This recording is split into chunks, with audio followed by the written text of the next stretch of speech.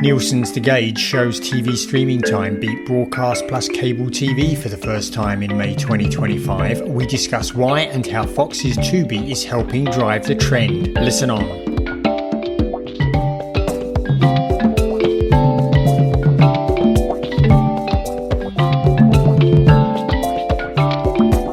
Welcome to this week's edition of Inside the Stream. This is Will Richmond from Video News, and Colin Dixon from End Screen Media is with us. Hey, Colin, I'm guessing it's cooler there than it's going to be here in Boston this week.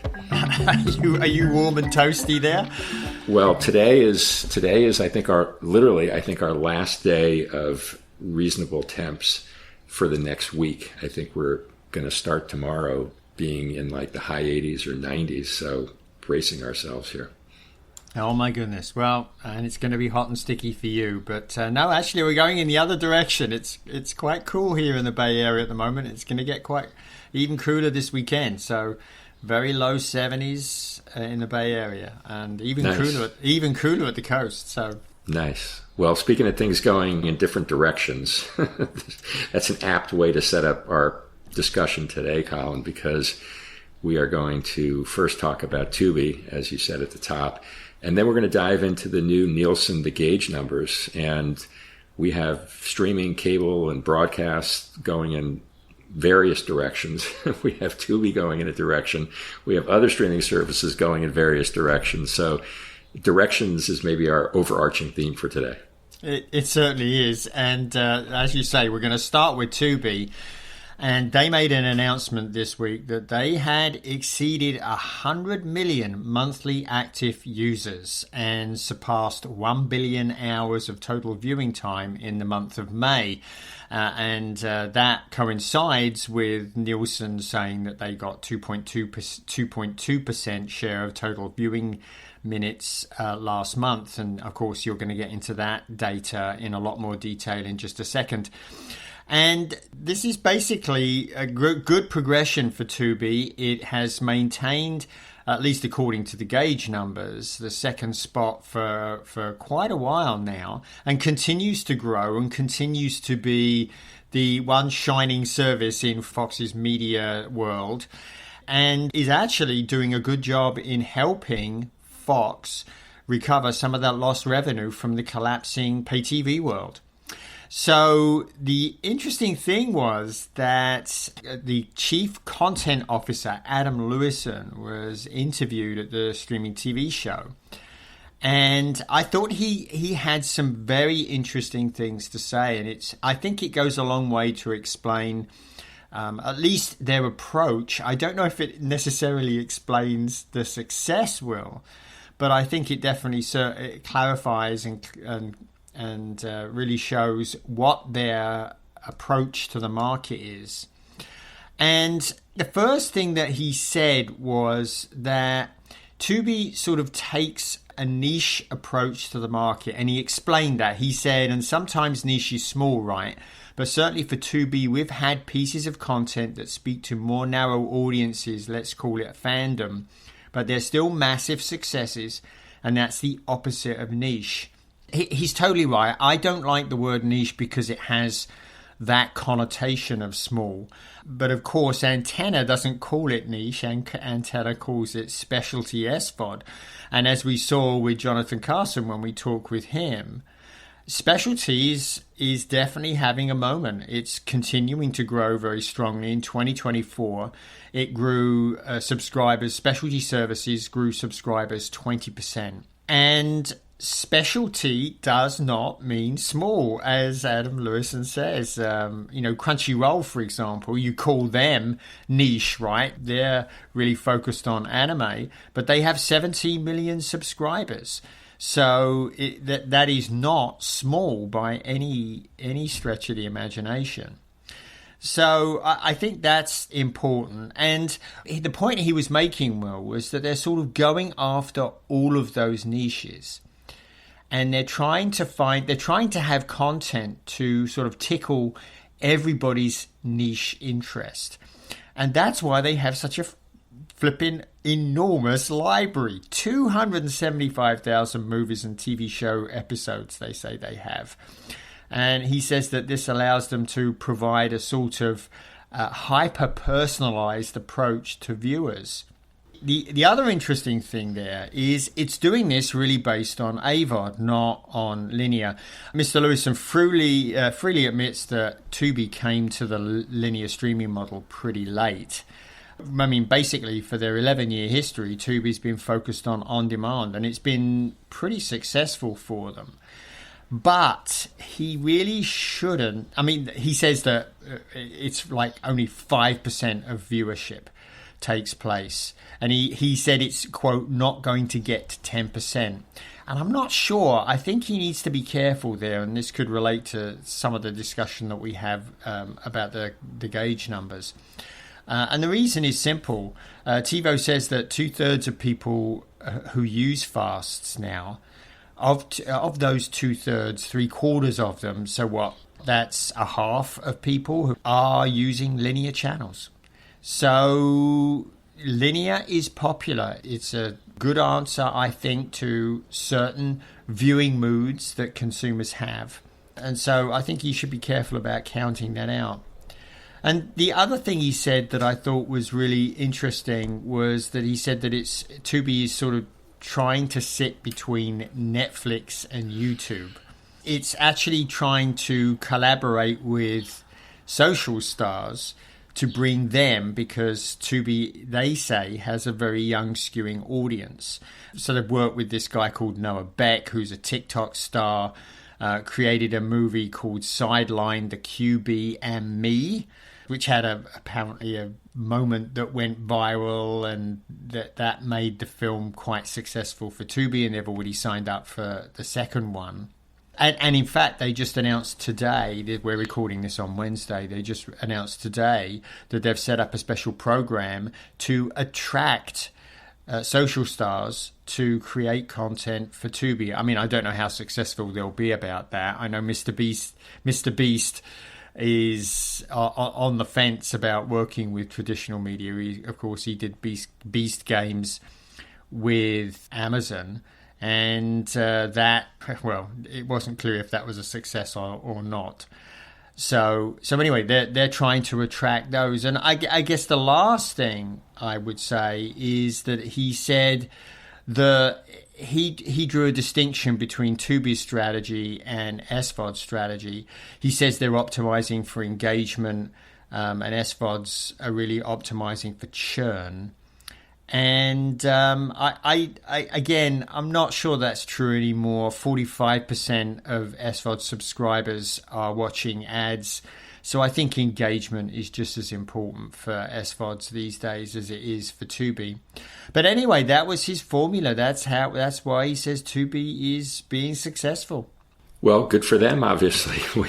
It's been a great ride of growth for Tubi, and as we'll talk about in a minute, the whole FAST category appears to be kind of moving up and to the right, which is great. I concur with what you said about how to think about something being niche, because typically that connotes something small or narrow, but Tubi is certainly anything but. And I would just say, stepping back for a second, and I know we've talked about this on the podcast before, but the Tubi acquisition by Fox and the Pluto acquisition by Paramount, I think were pivotal deals for both those companies. Yeah. Not only did they, get a huge mass of eyeballs and essentially get into the streaming game, and therefore into the CTV advertising game, but they also provide great on-ramps to the paid streaming services. And Paramount has, of course, leveraged Pluto for growing Paramount Plus. And Fox has done some leveraging of Tubi, but I think this fall when they launch their recently announced streaming service, they're going to get even more juice out of the Tubi acquisition. So exactly. Kudos to both of those companies. I think those are both really smart acquisitions. And we'll talk about this in a second with Nielsen, but aside from YouTube, it seems the biggest FAST service now, according to, again, Nielsen's The Gauge, is the Roku channel. And so there, I would think, I mean, I don't want to speculate, but I would think that the Roku channel as a property, never mind the device business and so forth, but I would think the Roku channel would become relevant for still other players that are looking to get a big footprint in fast or ad-supported streaming. I would think so too, Will. Yeah, absolutely. The success of the Roku channel, of course, is built on the success of the Roku OS. I mean, sure, it's got great content, but let's remember, Roku has a big advantage. The Roku channel has a big advantage because 90 million active users are, when they turn their Roku on, Roku is pushing the Roku channel at them. When they look for free content, that's what comes up first. And Tubi doesn't have that advantage. So for Tubi to have achieved 100 million without the advantage of the full support of a big TV OS like the Roku OS, that's pretty good going, I think. Very good going. And of course, they don't have the device footprint, but they do have the broadcast footprint. So that certainly has helped their promotional efforts. But yeah, it's Tubi's a great story of success in our industry, and certainly we congratulate them. And just to segue then into our next topic, which is the announced data from Nielsen's The Gauge this week. We'll talk again about Tubi and Fast in a moment, but key highlights from that new report from Nielsen. One is the big one that got a lot of headlines this week, and Nielsen showed a bright spotlight on, is that streaming for May 25 for the first time exceeded in viewership the combination of cable and broadcast. And that's a big deal, obviously. It really shows what the ascendance of streaming has been like. And big part of streaming's ascendance is intertwined with the absolute collapse of cable TV networks. And I'm just going to share a couple of numbers on that point right now, and then we'll get into some, kind of a deeper dive. But it's interesting. If you look at May 21, when Nielsen's The Gauge was launched, broadcast and cable had a combined share of 64% of viewership. Broadcast had 25%, cable had 39%. Flash forward to May of 24, so a year ago, and that total share was down to 50.5%. And that was a combination of broadcast at 22.3%, cable at 28.2%. Now we come forward to the May 2025 report that was just released, and the combined share is now down to 44.2%. That's comprised of 20.1% for broadcast and 24.1% for cable. So just to recap that for a second, 4 years ago, combined share 64%. 4 years later, last month, combined share 44.2%. Broadcast has actually held up not that badly, going from 25 to 20.1. The big story here is cable. Cable went from 39% to 24.1%. That's a decline of 38% in viewership on cable networks in the last 4 years. Huge. Unbelievable. Huge. Unbelievable. I mean, talk about a collapse in a very short period of time. And the New York Times actually had, I thought, an interesting article about this, which partly feeds into the prior discussion related to Tubi and what's happening with this fast market. And their analysis, again, of the Nielsen data was that it turns out that it's actually viewers over 65 who have become the fastest growing users of fasts, including YouTube on TV. Their viewership is up 106% in the past 2 years from May 2023. And part of it is that this generation over 65 seems to be more accepting of ads. And of course, that's what the fast market is all about. I think parenthetically, I would say that it also underscores the growth of ad-supported SVOD tiers. We had Jonathan Carson from Antenna on a few weeks ago, and he made the point very clearly that if you take out the growth in the past 3-4 years of ad-supported SVOD tiers, there would be no growth in this market at all. It actually would have gone backward. Ad-supported tiers have been pivotal for SVOD growth. and now, of course, now also pivotal to the growth of FAST services. So what's happened here is kind of like a downward spiral, if you will. We've had the FAST that appeal to the over 65 crowd. We also have the cable networks slowing down their investment in originals, and that's really due to them shifting their budgets over to the streaming services they own. And the Times made this point that I thought was very valid, which in some sense, a lot of these cable networks have been turned into quote unquote zombie networks, where they're basically just running reruns all the time, and they've made very little investment in originals. The budgets have moved over to streaming, and these cable networks have basically been stranded. And that, of course, is why we're now seeing these media companies splitting off their cable networks. We saw Comcast, NBCU split off their networks, most of their networks. We talked last week about Warner Brothers Discovery doing the same. And it's really because the value prop for cable TV networks, aside from sports, which is why Disney is sort of parting company on that spin-off strategy, aside from sports, it's been a steep plunge for cable TV networks over the last 4 years. It has indeed, and there's a couple of things I want to pick up on there, Will. I think one of the reasons why we're seeing such strong growth in older Americans, there's a couple of reasons. One is, of course, it's a very familiar format. So when they find fasts and they find the linear stuff, it's a very familiar format, a format that they're comfortable with. It's a industry that has, just as Netflix did, has grown on licensing television content. Well, it's not licensing, it's actually the owners of that content putting channels up with those old shows. So they're finding a lot of old shows that they feel very comfortable with. But the other thing is that the ad load is lower. And world data from last year shows that it hovers, the ad load in linear hovers at around 9 minutes. 9 minutes an hour, 9.1 minutes, I think it was in Q2 of 2024. And it's been at around 9 minutes. Well, the load on cable channels can be as high as 20 minutes. Load on broadcast is much lower. It's 12 or 14 minutes. So, if you look at that, maybe there's an average of about 17 minutes an hour on a pay TV system.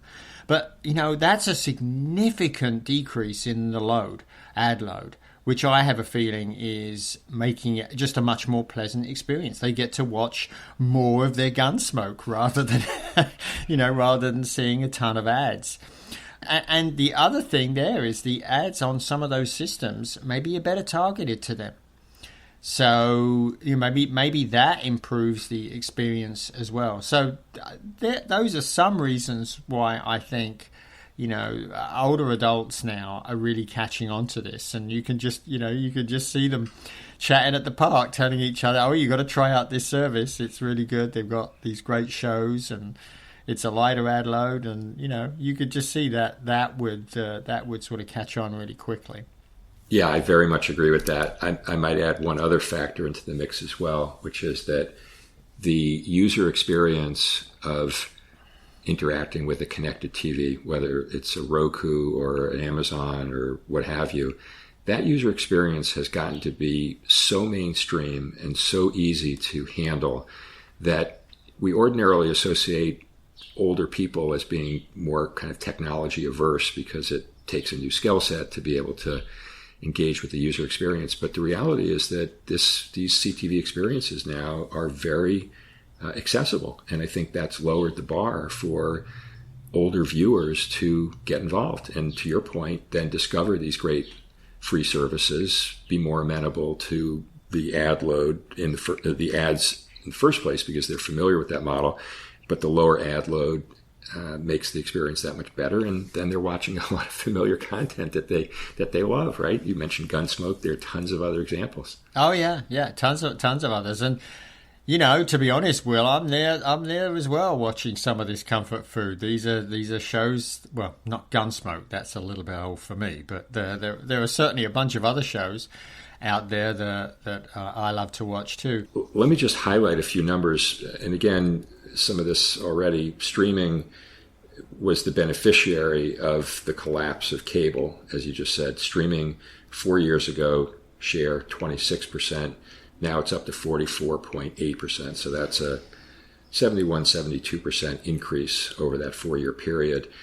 Really important, I think, is to look at the big winners in that gain in streaming. And by far, in a way, I mean, just beyond any other service is YouTube. We've talked about YouTube many times on the podcast, but the Nielsen numbers really bear this out. 4 years ago, in May 21, they had a 6% share. Now they've more than doubled that to 12.5%. Their share was actually up yet again in May of 25 from the prior month. Netflix, not that far behind them. They were at 6% also 4 years ago. Now they're at 7.5%. So that's only a 25% growth for Netflix, but still they're solidly in the number 2 slot.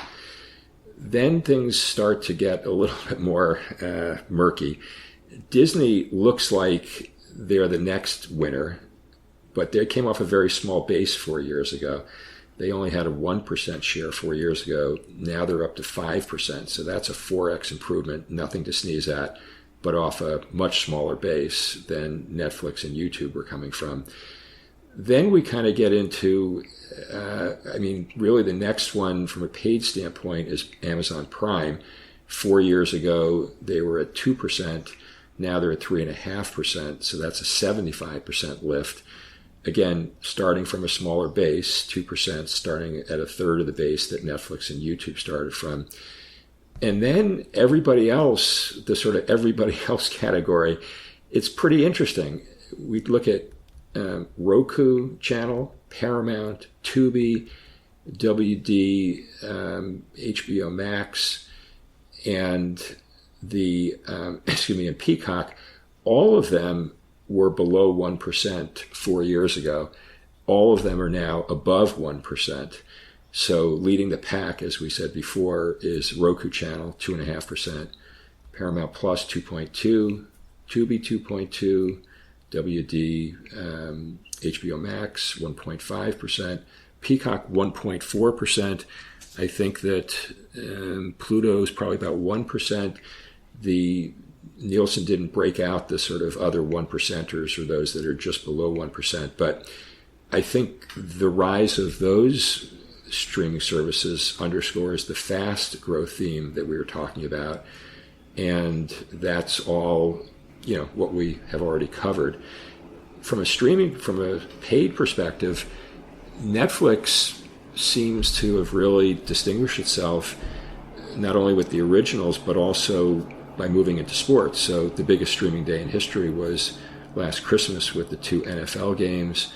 There's this concept in the industry known as the Netflix effect, where they're basically licensing content that had a solid run on broadcast or cable, but then has a meteoric run on streaming. So shows like Suits and Young Sheldon and so forth. Certainly that phenomenon started a bunch of years ago with Mad Men and Breaking Bad. That was really the inflection point. Those series, of course, were on AMC and enjoyed solid ratings there, but then exploded when they were on streaming. So we have this batch of services below the YouTube, Netflix, and Disney level that are now really starting to get traction. And again, as we had Jonathan Carson from Antenna on a few weeks ago, it really is helping to those growth of those services helping to understand the overall industry dynamics, which are clearly shifting toward an ad-supported model, whether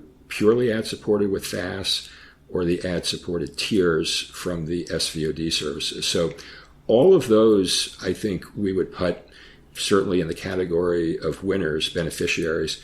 The only one that jumped out at me as having a clear decline in these past 4 years is Hulu.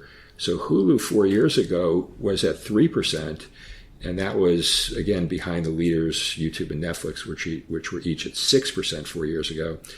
Now Hulu, Nielsen did not even break Hulu out in the May 2025 numbers. So the last service that they did break out was Peacock at 1.4%. So Hulu is clearly below 1.4%, which means that their viewership share has declined by at least 50%. They've gone from 3% to under 1.4%. So they're down 50% plus in the last 4 years. And I'm not sure that I have any blinding insights as to why that is, but it is what it is. And it, I think, underscores the job that Disney has ahead of it. Disney, of course, has been very successful with the bundling strategy with Disney Plus, Hulu, Max, etc. And now certainly coming up with ESPN, which will launch in the fall, the streaming service. So they have a job ahead of themselves to do with Hulu. They just finalized the deal with Comcast for the final buyout number of Comcast shares. So they own it lock, stock, and barrel, and they're going to have to figure out what to do with it. So I don't think Hulu's fallen quite as far as you think, Will, although your point, I think, is still a solid one. What Nielsen has done is they're basically now showing, they don't show Hulu as a separate item. They show Disney, which includes Disney Plus, ESPN Plus, and Hulu SVOD, and that's at 5%. So I think it's still in there. But you can see, looking at the trend, you can definitely see the trend is down for Hulu, as you suggested. And I want to come back to something which I said at the time would be a problem for Hulu, and it remains a problem, and that is when NBCU content started to vanish. In particular, when next day access to NBCU content stopped happening, and that started, you had to have Peacock to get next day access to the NBCU content. And I think that was very damaging, and FX has done a good job at providing some replacements. They've had, obviously The Bear was a big hit, but I think Hulu has really suffered because now it only really has ABC and Fox content as broadcast content. And remember, Hulu was started as a solution for all the broadcasters to leverage online to be a hub for all broadcast content. So losing a third of that broadcast content, I think, has been very damaging for Hulu. Now, that said, Hulu subscribers have held up pretty well, and that could again be the impact of the bundle. The Disney's aggressive bundling pricing has just, even though people may not be spending as much time in Hulu, and the Nielsen data certainly, at least through part of 2024 when they were calling it out separately, seemed to indicate that Hulu viewership was drifting lower, even though subscribers were holding up pretty well. That I think is definitely a factor in the reason why that they just don't have as much original content and new content as they used to. So yeah, I think Hulu is a disappointment. And one of the things that Disney says that they're going to do, of course, is re-energize Hulu now that they own the whole thing. One of the things they say they're going to do is take it international. This I don't understand at all. They already have a brand internationally called Star, which is pretty well known. I don't know that Hulu has any cachet outside of the US at all. So I don't know. I don't know what the future is for Hulu. Yeah, all those points are well taken, Colin. And, to zoom in specifically on the Hulu number being included with the Disney number, that's a very fair point. And, I guess what I would say is that given the growth of Disney Plus, I would say it's growth in subscribers. It's likely that the bulk of that increase from 1% to 5% consists of the growth of Disney Plus viewership, and still some type, for the reason that you just mentioned, the content being pulled out from NBCU, some type of a decline in Hulu viewership. Maybe not a full 50%, as I was suggesting, but probably still relatively significant. But here and there, I think we very much agree that Disney has its work cut out for itself. And the international is a total wild card, as you said. It's not clear what their rights are for international distribution. That's not necessarily going to help them on these domestic Nielsen numbers either. So we'll have to wait and see. But just to recap, I think for the rest of the industry, and certainly for YouTube specifically, as Nielsen called out, really the three big drivers: YouTube growth, fast growth, and the transformation of media companies allocating their budgets and their promotional dollars to streaming and away from cable and broadcast. those are the drivers, and we see that clearly showing up in all the numbers. So significant evolution of the industry over the past 4 years. And then I just maybe say one last thing, which is when we talk about YouTube and Netflix in the context of these Nielsen numbers, I just go back to what the point that I made last week, which is that Netflix valuation over $500 billion, YouTube valuation between $500 and $700 billion.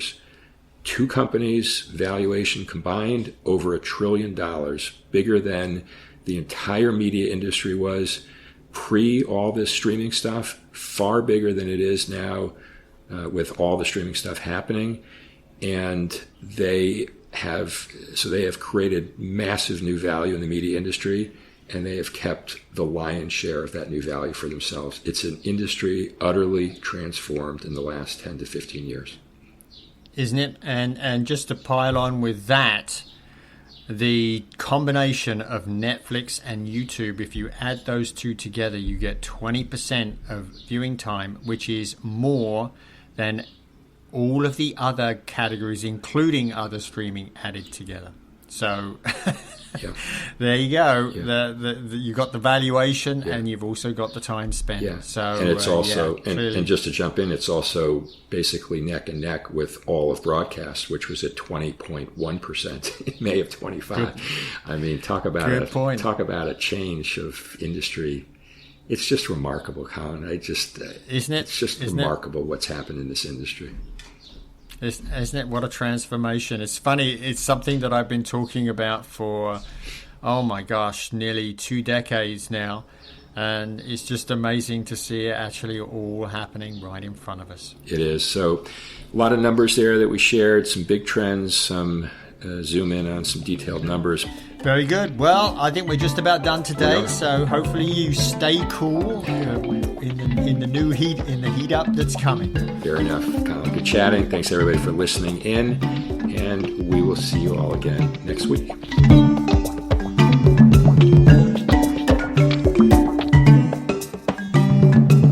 Inside the Stream is a production of In-Screen Media and Video News. All rights reserved.